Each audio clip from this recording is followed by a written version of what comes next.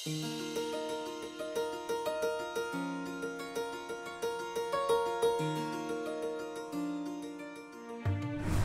थाटलीत बघितलं काय आणि त्या आरशात बघितलं काय? तुमचं रूम भारीच दिसणार आहे ना.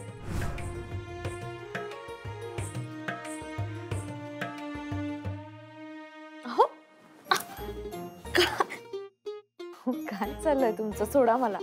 अहो तुम्ही एवढ्या जवळ आल्यावर सोडतोय तुम्हाला. मला पूजा करायची आहे. चला सोडा, जाऊ द्या मला. नाही नाही नाही नाही, सकाळी डोळे उघडले पहिला चेहरा तुमचा बघायला लागतोय आम्हाला. माहिती आहे की नाही तुम्हाला? 3, 2, 1. आता कसं एक नंबर हो. एक वेळेस सूर्याचं दर्शन झालं नाही तर चालते बरं काय, पण तुमचं ते सूर्या भावा तू चिडू नको, पण जरा भावाला समजून घे. पण तुमचं दर्शन व्हायला लागते, महत्वाचं असते होती. पारोसे आहात तुम्ही, चला फ्रेश होऊन. पारोसही असलो तरी झोपली त्याला गाव दे. कोणीतरी येईल, चला उठा लवकर. येऊ दे मग. मला जाऊ द्या. हो असू दे, थांबव. असं काय करताय? उठा ना, मला आवरायचंय. नंतर उठा. एवढ्या का भारी असं तुम्ही रोज नव्यानं प्रेमात पडता काय? वेगळंच वाटतंय मला, मस्त वाटतंय. म्हणजे माझी मलाच स्वतःची नव्यानं ओळख झाल्यासारखं वाटतंय. आधी फक्त एक सून म्हणून या घरात आले, मग गृहिणी झाले. हळूहळू या घरानं मला आपलंसं केलं आणि आता तर अधिपतींमुळे घरच माझं झालंय. या घराची सगळी सुख दुःख आनंद सगळ्यात मी वाटेकरी झाले. मला आता तू बळ दे आई. या घराला आनंदात ठेवण्यासाठी, सुखात ठेवण्यासाठी मी वाटेल ते करायला तयार आहे. असं होय? तू या घरासाठी समज करणार आहेस?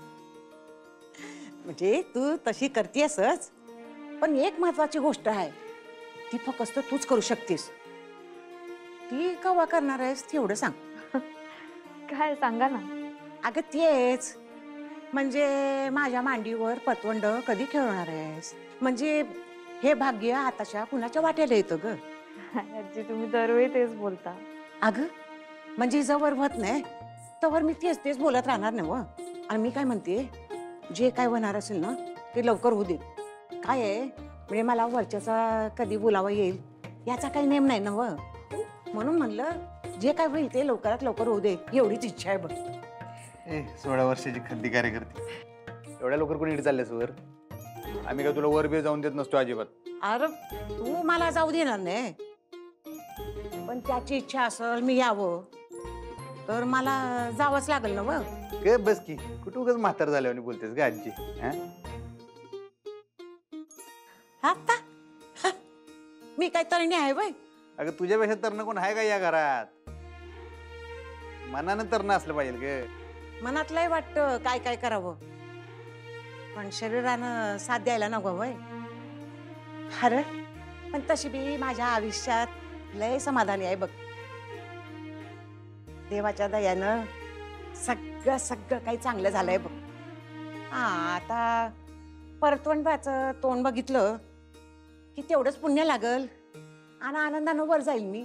कशाला सकाळ सकाळ असलं काहीतरी बोलायलास ग? मी तेच त्यांना म्हणत होते, कशाला असा काहीतरी विषय काढताय?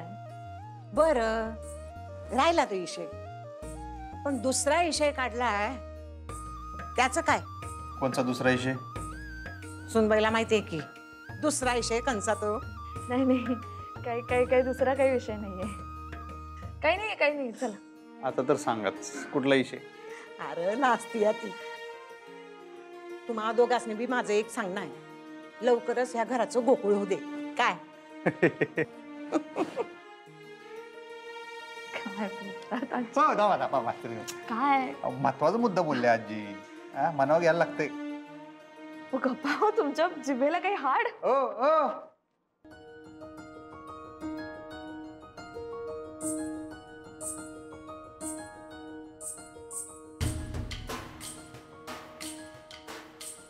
एवढं काय झालं लाजायला? लाजल्यावर का नाही तुमच्या मूळ सौंदर्याला सोनेरी किनारी इथे जणू.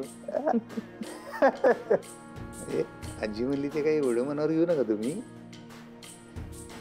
पण आता काही रीतच आहे बघा, जगराटी. म्हणजे मी असं म्हणणार नाही की संसाराच्या वेलीवर फुलं बिलं, पण आमच्या आजी म्हणली ते काही चुकीचं आहे. म्हातारी माणसं बोलतात तुझं लगीन झाल्यावर. चला मला भरपूर कामात जाऊ. आंबा तर आम्ही जे बोललो त्याच्यावर काहीतरी बोला तर. काय बोलू मी त्यावर? मी बोलले ना मला कामात भरपूर जाऊ द्या. असं कसं? आजी एवढं काय काय म्हणल्या त्याच्यावर काहीतरी विचार विनिमय व्हायला पाहिजे का नाही माणसाचा? ते मला सांगा, छोटी मास्तरीन बाई पाहिजे का छोटा मास्तर पाहिजे? हो काय चाललंय तुमचं? बरं तुमचं थोडा आम्हाला जर विचारशील तर आमचं बघा, आमचं ठरलंय. आम्हाला का नाही छोटी मास्तरीन बाईच पाहिजे, सेम तुमच्या वाणी, तुमच्या पावलावर पाऊल ठेवणारी, अशी हुशार गोड. चला काय, हा मला काम आहेत, मला जाऊ द्या. हो काम होत राहतील. मी जे काही विचारलं ते सांगत. अरे देवा, काय झालं? बाबांना चहा द्यायचा होता, तो राहिला. मला जायला लागेल.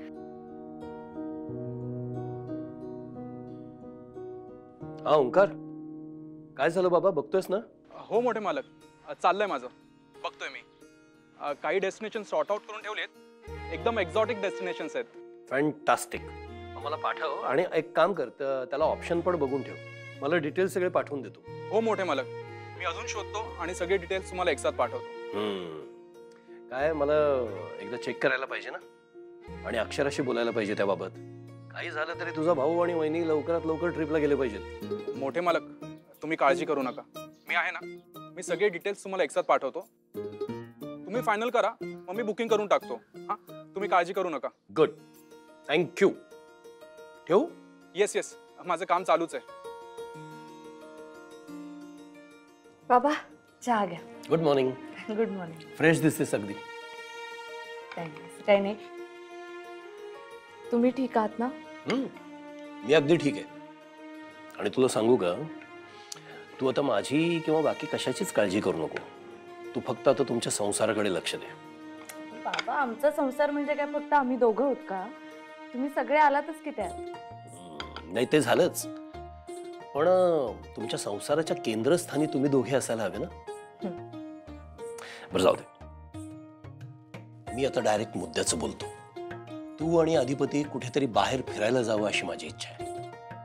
अहो आत्ताच तर जाऊन आलो 10 दिवस. अरे ते काय फिरायला गेला होतात? ते रीत पाळायला गेला होतात ना. एवढे कष्टात दिवस काढले तुम्ही, मला माहिती आहे सगळं. आणि असंही लग्न झाल्यानंतर तुम्ही कुठे नाही गेलात बाहेर. अगं कपल्स तर केवढे फिरत असतात, जगभर फिरत असतात. तुमच्या लग्नाला इतके महिने झाले. बाबा एवढ्या गडबडीत कसं जाणार ना आम्ही? नको नको, आत्ता नको. अगं नाही नाही, या सगळ्यामध्ये तुझा काही संबंध नाहीये. हे सगळं मी ठरवणार, मी ऑर्गनाईज करणार. तुम्ही फक्त बॅग भरायची आणि निघायचं. खरं सांगू का, माझी पण तशी इच्छा आहे बाहेर फिरायला जायची. मी तुम्ही म्हणालात तसं लग्नानंतर कुठेच गेलो नाही होत, आणि खरं तर चांगली आयडिया आहे. माझी काही हरकत नाही, पण अधिपती लगेच तयार होतील असं वाटत नाही मला. आता ते काम मात्र तुला करावं लागेल, त्याला तयार करण्याचं. मी सांगायला लागलो तर तो माझं काही ऐकणार नाही, मुद्दाम उलट करेल. त्याला कन्व्हिन्स कर आणि मस्तपैकी कुठेतरी हिल स्टेशनला जा किंवा एखाद्या एक्झॉटिक लोकेशनला. बाबा हे सगळं काही आत्ता शक्य होईल असं वाटत नाही मला. अक्षरा, सगळं शक्य होतं. जगात अशक्य असं काहीच नाहीये. ही माझी ऑर्डर आहे असं समज. आणि मी आता तुझं काही ऐकणार नाहीये. माझ्याकडून तयारी झाली की मी तुला कळवतो. बॅग भरून तयार राहा, लगेच निघायचं.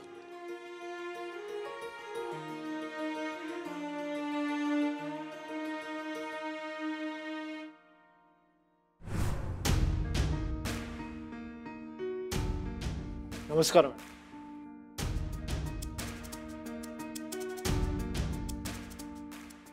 बोला, काय गडबड आहे? नाही गडबड काही नाही मॅडम. मॅडम सगळ्या कामाचा खोळंबा झालाय, सगळे डिसिजन्स पेंडिंग आहेत. हे काय, मी फाईल्स घेऊन आलोय, त्याच्यामध्ये सगळे डिटेल्स आहेत. मॅडम काहीच निर्णय नाही आहेत, त्याच्यामुळे सगळीच कामं ठप्प झालेली आहेत. अधिपती सरकार कधी भेटतील? म्हणजे त्यांच्या सह्या घ्यायच्या होत्या. बघू त्या फायली.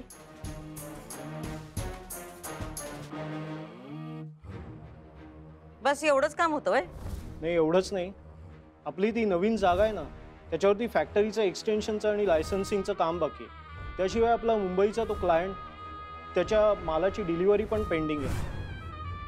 आणि हो, काही नवीन प्रॉडक्ट आपण लॉन्च करतोय, त्यांची टेस्टिंग बाकी आहेत. म्हणजे अधिपती सरकार स्वतः टेस्टिंग करतात, त्याच्यामुळे ते पण काम थांबलेलं आहे. आणि एक नवीन इन्व्हेस्टर आहे, तो खूप इंटरेस्टेड आहे आपल्या कंपनीमध्ये इन्व्हेस्ट करायला. आणि धाकले सरकार नसल्यामुळे सगळीच कामं थांबली आहेत, पुढे काही सरकतच नाही. नाही नाही, तुमचं समजा बरोबर आहे. 10 दिवस अधिपती नव्हते त्यामुळे लई खोळंबा झाला असणार आहे. पण काय हरकत नाही, या फायली आम्ही दाखवतो अधिपतींना आणि काय तो निर्णय घेतील ते. पण तोवर तुम्ही काम थांबवू नका. हां, त्यात खंड पडता कामा नाही. चालू ठेवा तुमचं काम. या तुम्ही. ठीक आहे, येतो.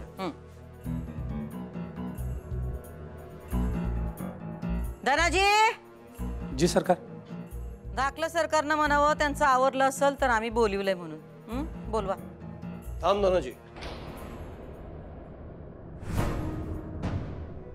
अधिपतीला तर कुठलंही काम सांगायचं नाहीये. तुझं काम कर.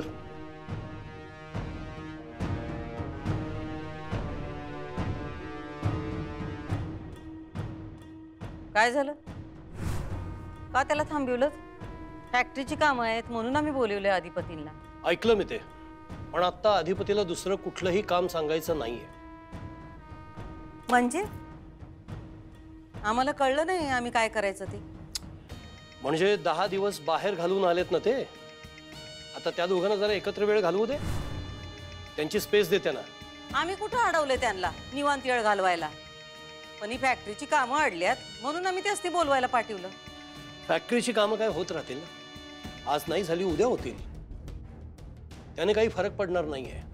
पण त्यांच्या आयुष्यातले जे आनंदाचे क्षण आहेत ना, ते त्यांना एकत्र घालवू देतात. हे क्षण परत येणार नाहीयेत, त्यामुळं त्यांना आता एकमेकांच्या साथीनं काही मोमेंट्स एन्जॉय करू देत. हे बघा, उगाच तुम्ही काहीतरी गोल गोल बोलू नका. तुम्हाला जे काही सांगायचंय ते एकदम स्पष्टपणे सांगा. अधिपती आणि अक्षरानं 10 दिवस घराच्या बाहेर खूप कष्टात घालवलेत. मग आता कुठल्याही तणावाशिवाय त्यांना एकमेकांच्या बरोबर वेळ घालवू दे, हेच मी पुन्हा पुन्हा सांगतोय. कळते का आता तरी? आणि ही माझी इच्छा आहे, म्हणूनच त्या दोघांना मी एकत्र फिरायला पाठवतोय बाहेर. काय? फिरायला? का? त्यांचं लग्न होऊन इतके महिने झाले, ते कुठे गेले होते फिरायला बाहेर? नाही ना? मग आत्ता जातील. नाही, ते आता कुठं बी जाऊ शकत नाहीत.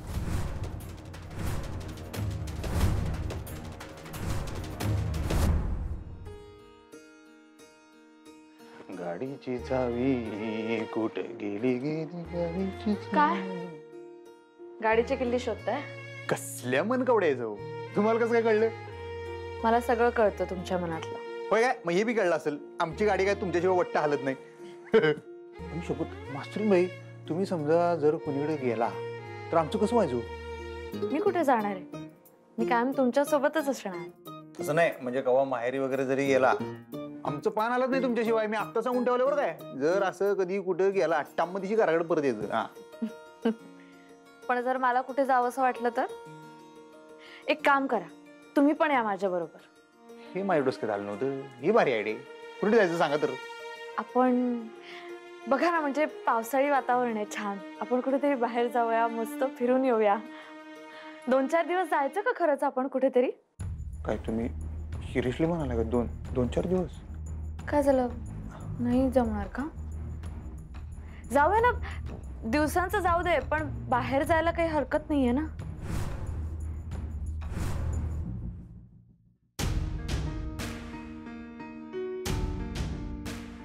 अधिपती कुठं बी जाणार नाहीत.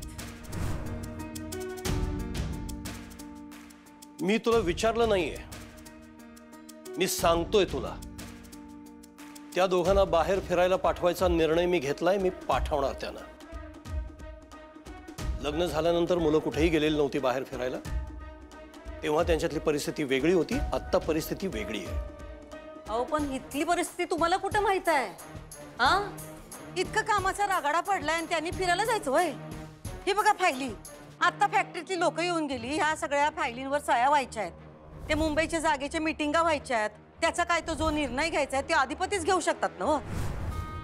इथं एवढा कामाचा तुंबारा सोडून यांनी फिरायला जायचं काय?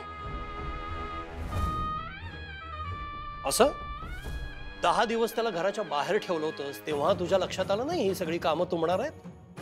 फार हुशार आहेस ना तू. मग कशाला पाठवलंस त्याला 10 दिवस बाहेर? वर अटी घातल्यास फॅक्टरीत जायचं नाही वगैरे. हा, तेव्हा नव्हती काळजी फॅक्टरीच्या कामाची? कशाला उगाच आवडतेस फार फॅक्टरीच्या कामाची काळजी असल्याचा? वाव नाही आणत आम्ही, जे आहे ते सांगायलोय. कामं पेंडिंग आहेतच. मग आणखी 10 दिवस पडतील, त्यात काय?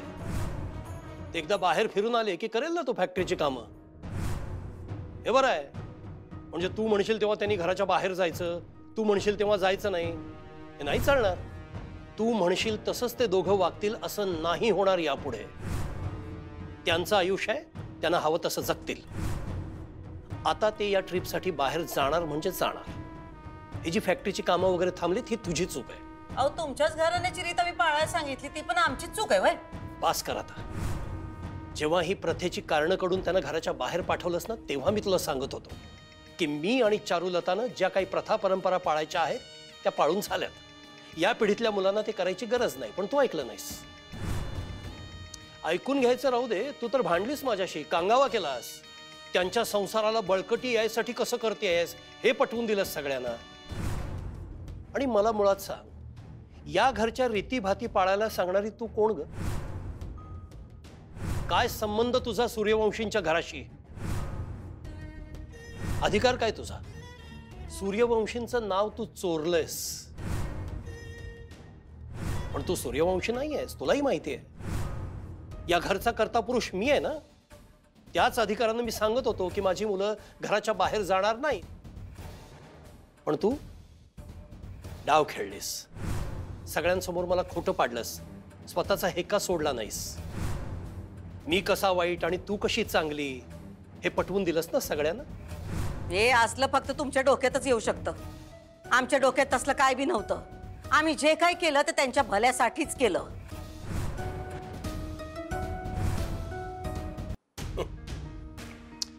हे सगळं अधिपतीला सांग. तो लहान आहे, बोळ्यानं दूध पितो तो. त्याला पटेल, मला नाही पटणार. त्याला काय, त्याच्या तथाकथित आईसाहेब सांगतील ती पूर्व दिशा.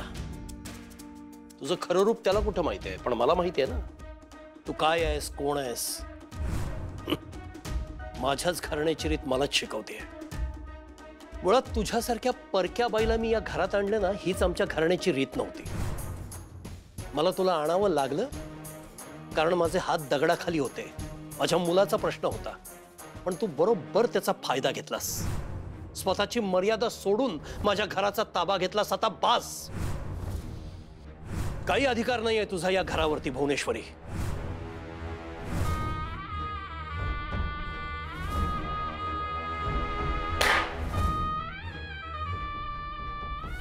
काय शिस्त आहे हो तुमच्या डोक्यात? काय चाललंय तुमचं? सकाळी भांडण, दुपारी भांडण, रात्री भांडण. हल्ली नुसतं समोर आम्ही दिसलो तरी भांडण सुरू करताय. काय करताय होय सगळं? हे सगळं असह्य झालंय मला. डोक्यावरून पाणी गेलंय आता माझ्या. तुझ्या चांगुलपणाच्या बुरख्या आडची ही तुझी कारस्थान आहेत ना, ती नको आहेत मला माझ्या घरात. तुलाही माहिती आहे भुवनेश्वरी तू काय आहेस. आणि आता मी तुला शेवटचं सांगतोय भुवनेश्वरी, आता बास झालं. यापुढे तू जे म्हणशील ते या घरात होणार नाही. जे मी म्हणेन ते होईल. आता तुम्ही ठरवलंच असेल तर आम्ही काय बोलणार? काही बोलूच नकोस तो. त्याचा काही उपयोग नाहीये. अक्षरा आणि अधिपती फिरायला जाणार म्हणजे जाणार, त्यात बदल होणार नाही. आणि तू त्यांना घराच्या बाहेर काढलं होतंस ना, तेव्हा काही भलं झालेलं नव्हतं त्याचं. आता जे फिरायला जातील ना, त्याच्यामध्ये त्यांचं खरं भलं आहे. मग विचारा की त्यांना त्यांचं भलं झालं की नाही. एवढे खुश होते ते बाहेर जाऊन. आम्ही बी त्यासनी लई आनंद दिलाय. आनंद देण्याचा मागता काय फक्त तुम्ही एकट्याने घेतलेला नाही. काय काय आनंद? काय हरकत आहे? हे बघा, 10 दिवस तसेही तुम्हाला खूप क्षीण आलाय. दगदग झालीये, कष्ट झालेत खूप. मस्त कुठेतरी जाऊया, मज्जा करूया. आणि तसंही लग्न झाल्यापासून आपण कुठेच नाही गेलो ना फिरायला.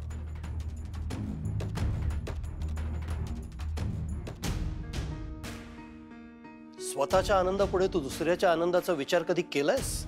मला तरी सांगू नको हे त्यांच्या आनंदासाठी केलं वगैरे. खोटं बोलणं सोड ना जरा. हे बघा, तुम्हाला आम्ही किती बी सांगितलं तरी तुम्हाला पटायचं नाही की आम्ही नेहमी या घरच्या भल्याचाच विचार करत आलोय. मग यापुढे तो भल्याचा विचार तू करू नकोस. थांबव.